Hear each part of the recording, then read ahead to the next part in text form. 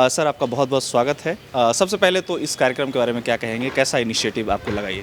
देखिए, artificial intelligence एक buzzword है आज हर एक की ज़ुबान पे, चाहे वो यंग हो चाहे वो ओल्ड हो, सबकी ज़ुबान पे ये वर्ड है और ये पूरी दुनिया को बदल देने वाला टेक्नोलॉजी है।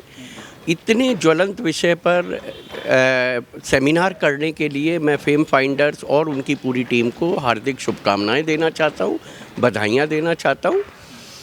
अगर अपने बारे में मैं बात करता हूं तो मैं विकास गुप्ता संपूर्ण ईवी का फाउंडर चेयरमैन हूं। हम लोगों ने ईवी इंडस्ट्री जो कि एक नई इंडस्ट्री है उसको रिवोल्यूशनाइज करने के लिए ईवी इकोसिस्टम के ऊपर हम एक सपोर्ट सिस्टम लेके आए हैं।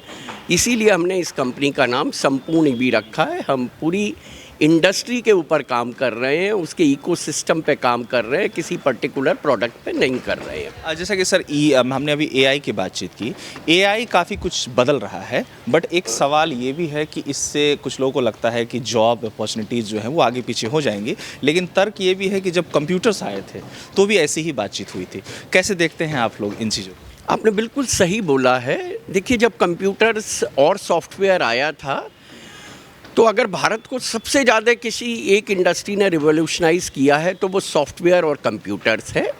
उससे पहले तक भारत में जो जीडीपी में प्रोडक्शन यानी कि गुड्स का जो कंट्रीब्यूशन होता था वो 60-70% के आसपास होता था और सर्विसेज का कंट्रीब्यूशन नेग्लिजिबल था, 20% के आसपास था। बाकी कृषि कंट्रीब्यूट करती थी। लेकिन अभी ये स्थिति बिल्कुल बदल गई है और उसका सारा श्रेय हमें सॉफ्टवेयर को देना चाहिए।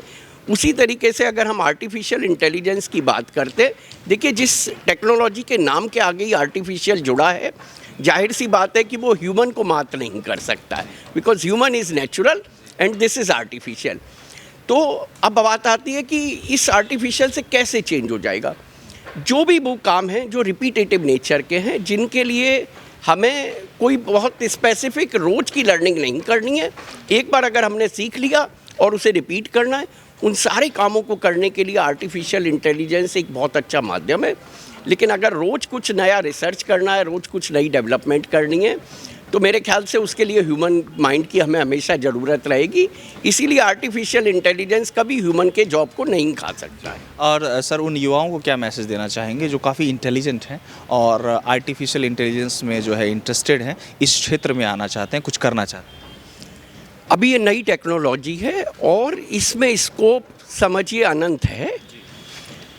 कोई भी जो इंसान, जैसे मैं अगर अपने इलेक्ट्रिक व्हीकल की बात करता हूँ तो हम अपने इलेक्ट्रिक व्हीकल में बहुत सारा आर्टिफिशियल इंटेलिजेंस को यूज़ कर रहे हैं और वो टेक्नोलॉजी को सस्ता करने के लिए है।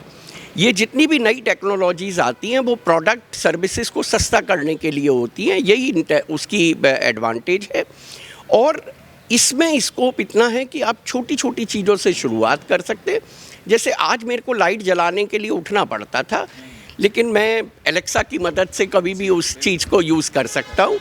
उसी तरीके से जो ऐसे काम जिसमें मेरा कोई बहुत बड़ा वैल्यू ऐड नहीं है, उन सारी चीज़ों को मैं आर्टिफिशियल इंटेलिजेंस पे डाल सकता हूँ। लेकिन वैल्यू ऐड वाली बहुत सारी ऐसी चीज़ें हैं जिनके ऊपर अभी काम नहीं हुआ है। युवाओं को आगे आना चाहिए और उन सारी चीज़ों के ऊपर काम करना चाहिए। धन्यवाद आपका विकास सर। धन्यवाद जी।